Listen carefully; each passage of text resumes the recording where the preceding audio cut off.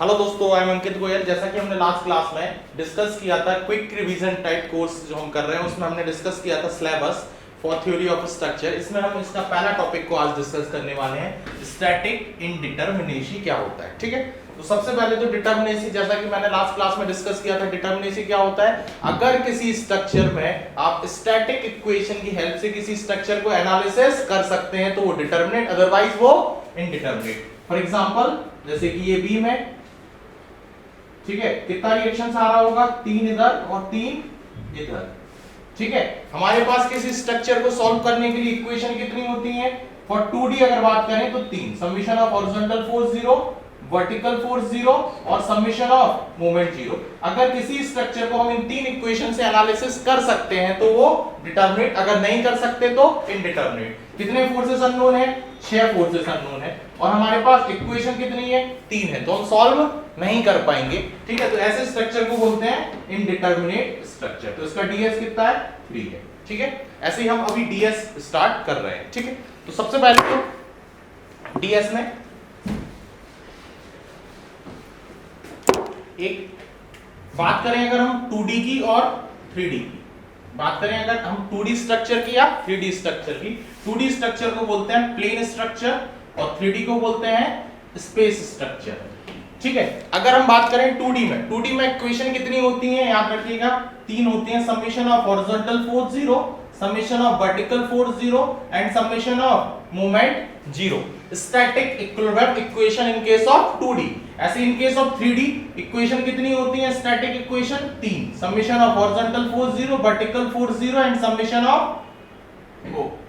Fz0, summation of Mx0, My0 और Mz0। 3D में static equation कितनी होती है, 6 होती है, याद रखना है। इन 2D स्टैटिक इक्विलिब्रियम इक्वेशन 3 होती है, इन 3D कितना होता है, 6। अब बात करते हैं सपोर्ट रिएक्शन की। अच्छा, रिएक्शन क्या होता है, कोई बॉडी है, कोई स्ट्रक्चर है, उस पर जैसे कि फॉर एग्जांपल हमने बोला ये हिंज सपोर्ट, क्या बोला, हिंज सपोर्ट, इसको हम बोलेंगे hinge support. In case of hinge कितना रिएक्शन आएगा, रिएक्शन होता क्या है, the every reaction there is equal and opposite reaction. की किसी बॉडी पर फोर्स लगाओगे तो अपोजिट में जो मिलेगा उसको बोलेंगे रिएक्शन।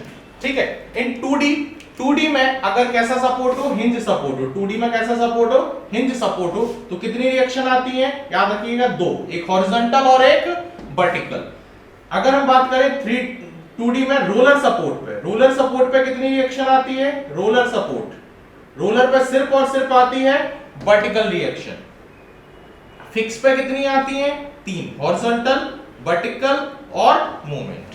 ठीक है, अगर हम बात करें यही 3D में हिंज सपोर्ट पे, 3D में अगर क्या हो, आपका हिंज सपोर्ट हो, तो कितनी रिएक्शन आएंगी, 3 आएंगी। कौन कौन सी, ये तीनों, जैसे इसको बोले Fx, Fy और Fz।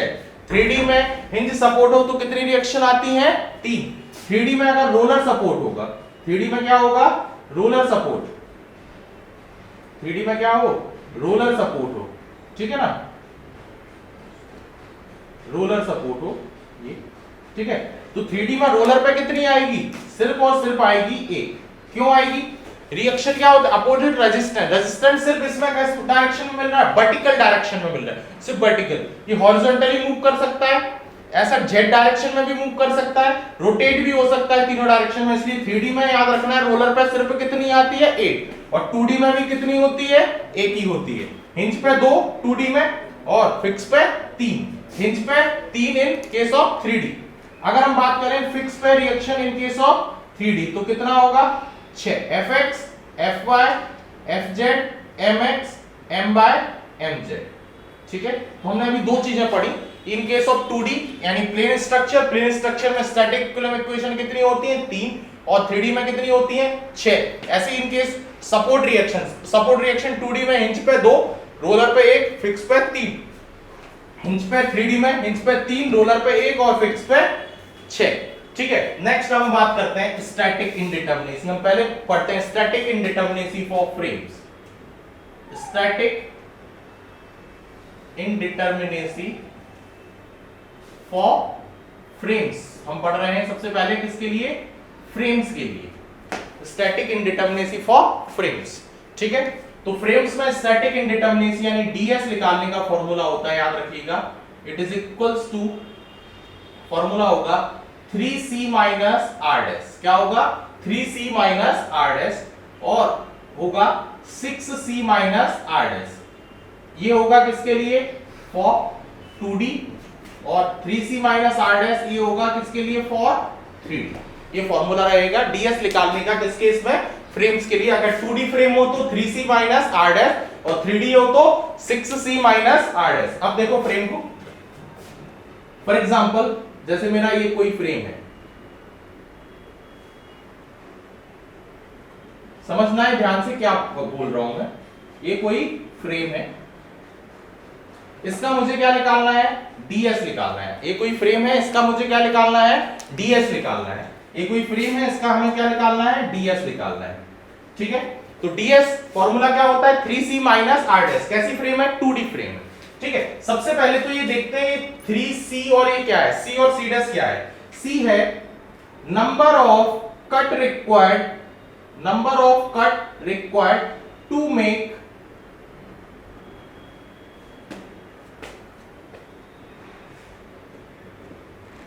number of cut required to make a tree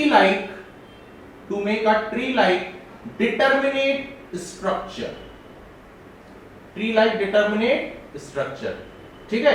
C क्या है कि कितने कट लगेंगे किसके लिए, एक ट्री की तरह डिटर्मिनेट स्ट्रक्चर को बनाने के लिए। जैसे कि फॉर एग्जांपल इसमें मैं कट लगाता हूं, समझेंगे इसको ध्यान से।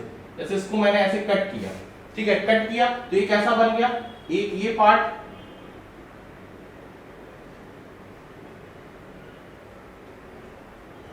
ये पार्ट, और एक ये पार्ट, ठीक है।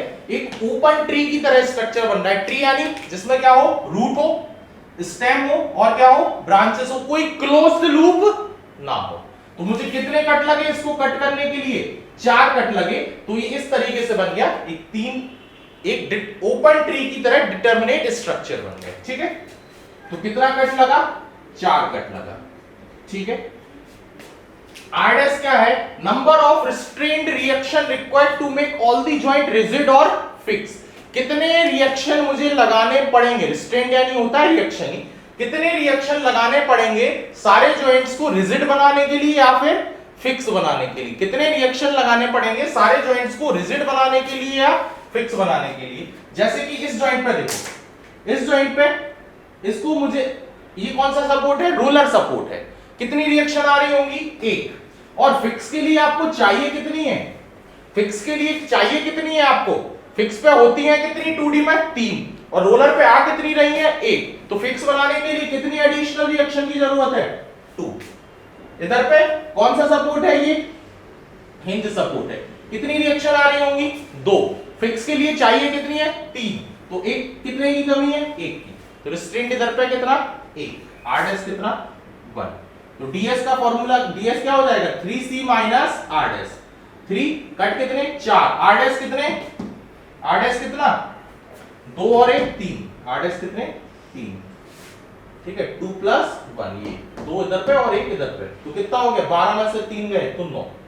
तो इसका ds कितना है, 9 है, ठीक है। तो आपको समझ में आया ds निकालना फ्रेम्स के लिए क्या फॉर्मूला है, 3c minus r dash. c क्या है, कितने कट लगेंगे ओपन ट्री की तरह डिटर्मिनेट स्ट्रक्चर बनाने के लिए, और r डैश कितने रिस्ट्रेंट लगेंगे कि सारे जॉइंट्स को हम क्या बना सके, रिजिड बना सके या फिक्स बना सके, ठीक है। तो रिस्ट्रेंट निकाल ली, इसको फिक्स बनाने के लिए फिक्स पे 3 होते हैं, अभी इस पे 1 रही है तो 2 की जरूरत है, इस पे 2 आ रही है, और फिक्स के लिए हमें 1 की और एडिशनल जरूरत है। तो ये हो गया ds का फॉर्मूला।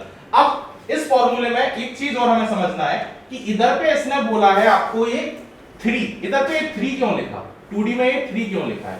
2D में 3 इसलिए लिखा है क्योंकि आप जैसे ये कट लगाते हो तो 2D में आपको कितने फोर्स नजर आएंगे, 3, एक Fx, एक Fy और एक Mz। एक कट पे 3 फोर्स रिलीज होते हैं, इसलिए 2D में क्या लिखा है, 3। इसमें 3D में 6 लिखा है, फॉर्मूले में 6 क्यों लिखा है कि 3D स्ट्रक्चर होता, आप एक कट लगाते तो कितने फोर्स रिलीज होते, 6, Fx, Fy, Fz, Mx, My, Mz। Clear, clear है सभी को। चलिए आगे बढ़ते हैं। नेक्स्ट डीएस हमने निकालना सीखा। अब डीएस इक्वल टू क्या होता है, डीएस इक्वल टू होता है DSI plus DSE. DS equal to होता है डीएसआई प्लस डीएसई। डीएसआई यानी होता है degree of internal indeterminacy, degree of internal indeterminacy, degree of internal indeterminacy. और डीएसई क्या है, degree of external indeterminacy, degree of external indeterminacy. ठीक है, अभी इंटरनल और एक्सटर्नल क्या होते हैं?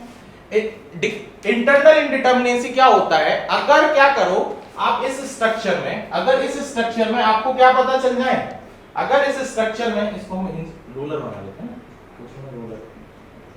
अगर इस स्ट्रक्चर में हम, अगर किसी स्ट्रक्चर में हम क्या करें, अगर हम सपोर्ट रिएक्शन को फाइंड आउट कर लें, अगर किसी स्ट्रक्चर में हम क्या करें, सपोर्ट रिएक्शन को फाइंड आउट कर लें और उसकी हेल्प से अगर हम क्या कर सकें, सारे मेंबर में फोर्सेस को कैलकुलेट करें। अगर जैसे कि फॉर एग्जांपल एक क्वेश्चन है, इस क्वेश्चन में अगर मुझे क्या पता चल जाए, ये सपोर्ट रिएक्शन पता चल जाए सारी, अगर ये मुझे इस स्ट्रक्चर में सारी सपोर्ट रिएक्शंस पता चल जाए, तो उसकी हेल्प से अगर मैं सारे मेंबर में फोर्सेस को कैलकुलेट अगर कर पा रहा हूं, तो स्ट्रक्चर कैसा होगा, इंटरनली डिटरमिनेट, और नहीं कर पा रहे तो इंटरनली इनडिटरमिनेट। ठीक है, तो क्या होता है, if support reactions are known, then with the help of this support reaction, if we can find out all the member forces in the structure, then my structure will be internally determinate, otherwise internally indeterminate। ठीक है, next degree of external indeterminacy को निकालने का formula होता है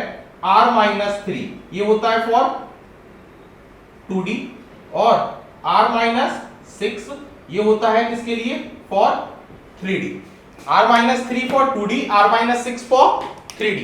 ठीक है, अब इस केस में हम चलते हैं, इस केस में हमारे स्ट्रक्चर में कितना सपोर्ट रिएक्शन था, कितना सपोर्ट रिएक्शन था इस स्ट्रक्चर में, कितना रिएक्शन था, 3, 4 और 2, 6।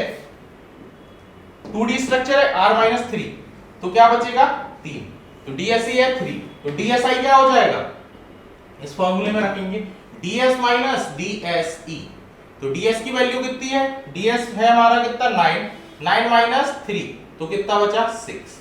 तो इस स्ट्रक्चर में, इस स्ट्रक्चर का ds क्या है, 9, ds 9 मतलब ये स्ट्रक्चर 9 डिग्री से इनडिटरमिनेट है, 9 डिग्री से इनडिटरमिनेट है, मतलब 9 एक्स्ट्रा कंडीशन बनानी पड़ेंगी इस स्ट्रक्चर को एनालिसिस करने के लिए, जिसमें से ये 3 डिग्री से एक्सटर्नली इनडिटरमिनेट है और 6 डिग्री से इंटरनली इनडिटरमिनेट है। ठीक है, एनी डाउट किसी को, इतना हमने किया। अब इसके आगे बढ़ते हैं। अब इसमें कुछ कंडीशंस मिल सकती हैं आपको, जैसे क्या हो, कभी हेडिंग डाल लेंगे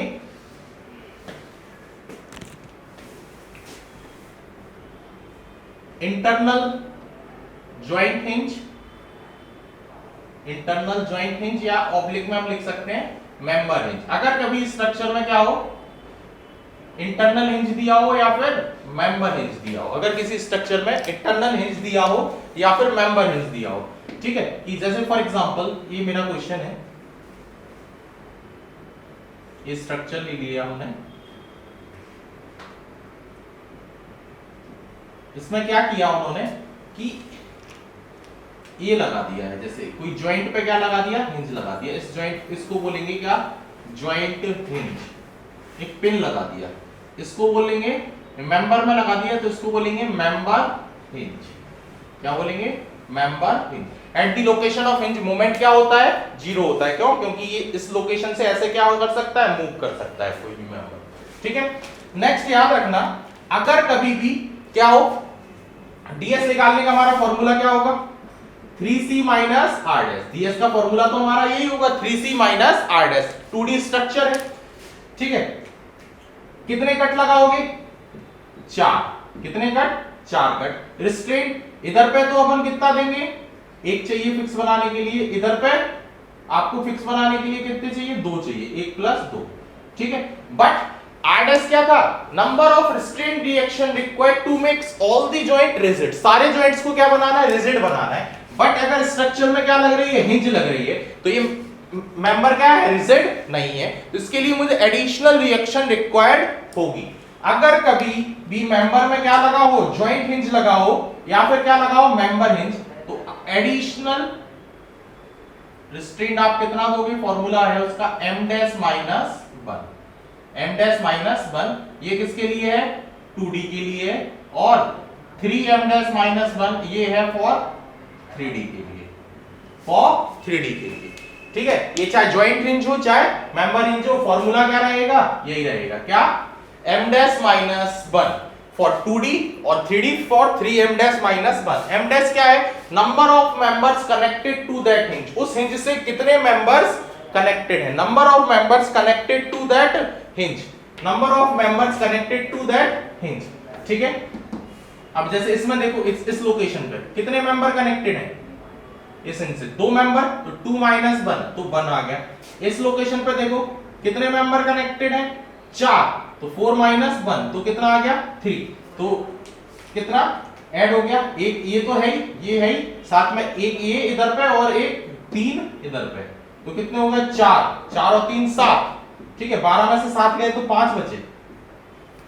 ठीक है, क्लियर है, तो ds ये आ गया। ऐसी dsc कैसे निकालेंगे, r माइनस 3। ठीक है, 3 ये स्टैटिक इक्वेशन होती है, इसमें 3D में 6 होती है। ठीक है, सपोर्ट रिएक्शन अभी भी कितनी रहेंगी, 3 इधर पे आएंगी, 2 इधर पे, 5 और 1 इधर पे, तो 6, 6 माइनस 3 तो 3।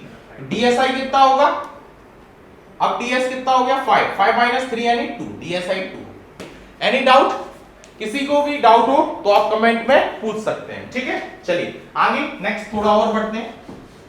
अब कभी कुछ स्पेशल केसेस आ जाते हैं। स्पेशल केसेस यानी क्या, कभी अगर क्या हो, कोई स्ट्रक्चर हो आपका, अगर कभी कोई स्ट्रक्चर हो, जैसे कि फॉर एग्जांपल ये स्ट्रक्चर है, उसमें इस तरीके का कोई लगा हो, ये लगा हो, या फिर इसको वो कभी कभी ऐसे भी शो कर सकते हैं।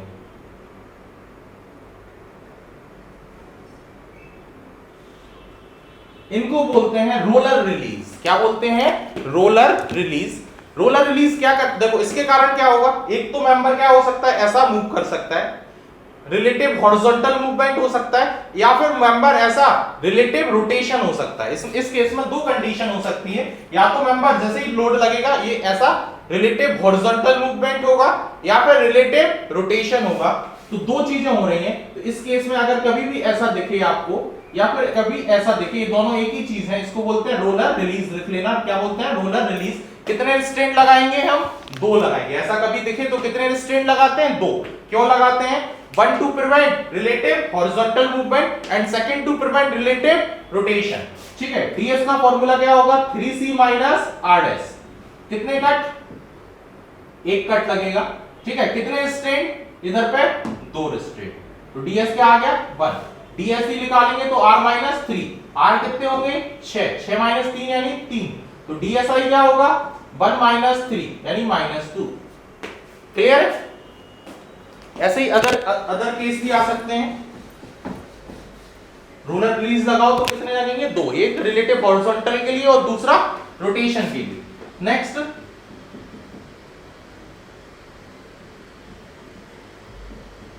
इसको बोलते हैं शियर रिलीज। क्या बोलते हैं, शियर रिलीज। ये रिलेटिव वर्टिकल मूवमेंट हो सकता है, ऐसा शियर फोर्स रिलीज हो रहा है। ठीक है, एट दैट लोकेशन हम लगाते हैं कितने रिस्ट्रेंट, एट दैट लोकेशन हम लगाते हैं कितने रिस्ट्रेंट, 1, वर्टिकल मूवमेंट को रोकने के लिए। अगर कभी क्या हो, ऐसा लगा हो, इसको बोलते हैं क्या, एक्सियल रिलीज। क्या बोलते हैं, एक्सियल रिलीज। ठीक है, ये केसेस याद रखिएगा। चलिए अब नेक्स्ट आगे बढ़ते हैं, कुछ कंडीशंस बताता हूं आपको। फॉर एग्जांपल इस क्वेश्चन को सॉल्व करते हैं। ये कोई स्ट्रक्चर है,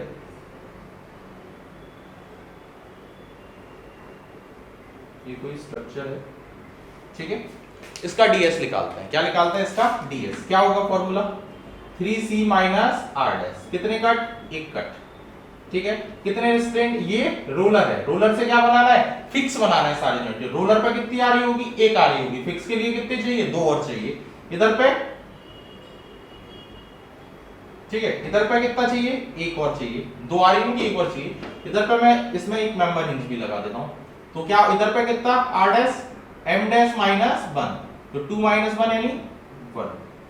ठीक है, तो कितना हो गया 2 + 1 + 1 यानी ds क्या आ गया -1 आ गया, ds क्या आ गया -1, dsc क्या होगा r-3 कितनी रिएक्शन 2 इधर पे और 1 इधर पे, तो 3 - 3 0 और dsi -1, ठीक है, कोई दिक्कत नहीं। चलिए अब आप कुछ कंसेप्ट समझिए। पहला, अगर कभी भी, पहला नोट में एक पॉइंट लिखना है, क्या, अगर कभी भी ds की वैल्यू क्या आती है, नेगेटिव आती है, अगर कभी भी ds की वैल्यू क्या आती है, नेगेटिव आती है, तो आप स्ट्रक्चर को सीधा देख के ही बोल सकते हो कि स्ट्रक्चर कैसा है, इंटरनली या एक्सटर्नली अनस्टेबल है। स्ट्रक्चर कैसा है, अनस्टेबल है, या तो वो इंटरनली होगा या तो एक्सटर्नली होगा। If overall value of ds is negative then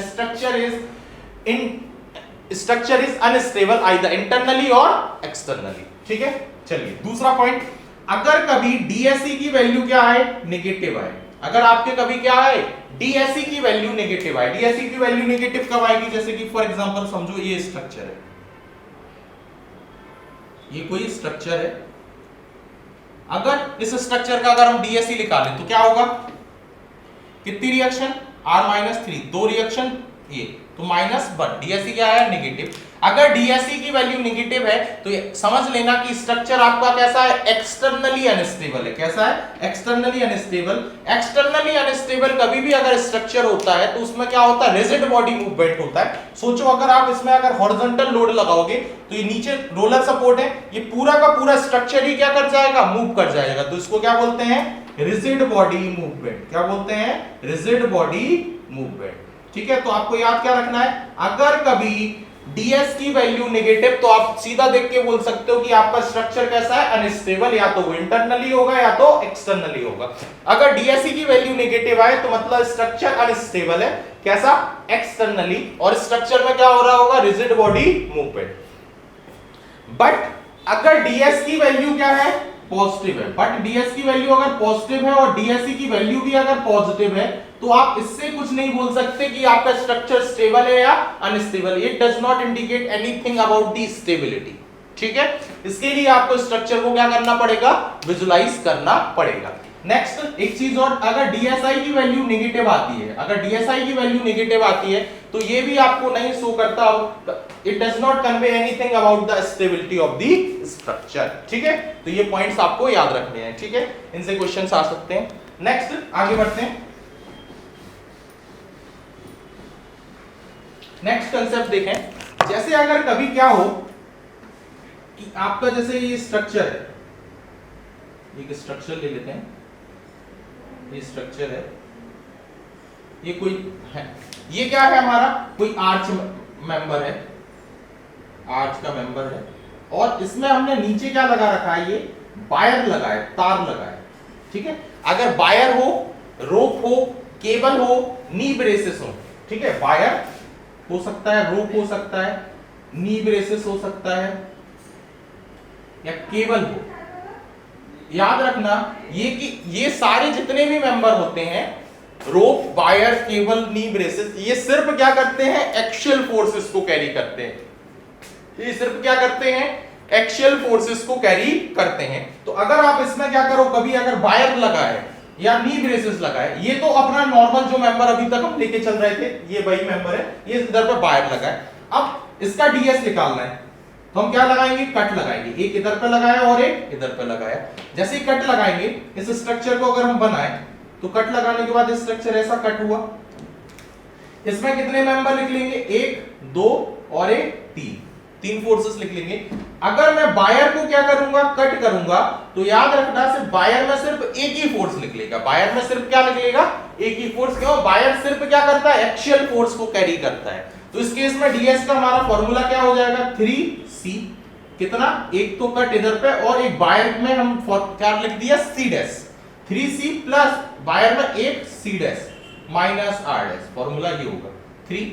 cut कितना, नॉर्मल वाले में एक, वायर में भी एक, रिस्ट्रेंट कितने, इधर पे हिंज है, फिक्स बनाना है तो एक, रोलर है, फिक्स बनाना है तो 2, तो रिस्ट्रेंट कितने, 3, तो कितना बचेगा, ds पर, ठीक है। तो याद रखना है आपको कभी भी क्वेश्चन कि अगर कभी भी नी ब्रेसेस आ रहे हो, ठीक है, रोप हो, वायर हो, कॉलम हो, तो हम कितने कट कितने फोर्सेस निकलते हैं? सिर्फ एक्सियल फोर्स निकलता है। कोई डाउट इधर तक किसी को हो तो आप कमेंट में आप पूछ लीजिएगा, हम आपको सॉल्यूशन बता देंगे, ठीक है, आपका डाउट क्लियर कर देंगे, ठीक है। चलिए नेक्स्ट आगे बढ़ते हैं, एक क्वेश्चन और करते हैं।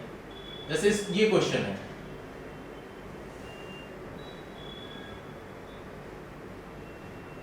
ये कोई नॉर्मल अपना है, इसमें ये क्या लगे हैं? दो नी ब्रेसेस लगे हैं। क्या लगे हैं? नी ब्रेसेस, ठीक है। इसका डीएस निकालना है। क्या निकालना है? इसका डीएस, ठीक है। तो डीएस क्या होगा? Formula 3c minus R dash. क्या होगा? 3c minus R dash. कितने कट? एक कट, एक कट इधर पे, एक इसमें और एक इसमें, ठीक है। नी ब्रेसेस के लिए क्या लिखोगे? 1 c डैश भी लिखोगे, ठीक है। तो एक नॉर्मल मेंबर में कितना कट? c एक आया, 1 c डैश कितने आए नी ब्रेसेस में? एक इसमें और एक इसमें, तो कितना? 2। r डैश कितना? 0, सारे ही फिक्स है, ठीक है। तो कितना हो गया? ds 5, ठीक है। इस तरीके से क्वेश्चन आपको बाकी गेट के प्रीवियस क्वेश्चंस लगाइए सारे, कोई भी जो डाउट आए वो आप हमसे पूछ सकते हैं, ठीक है।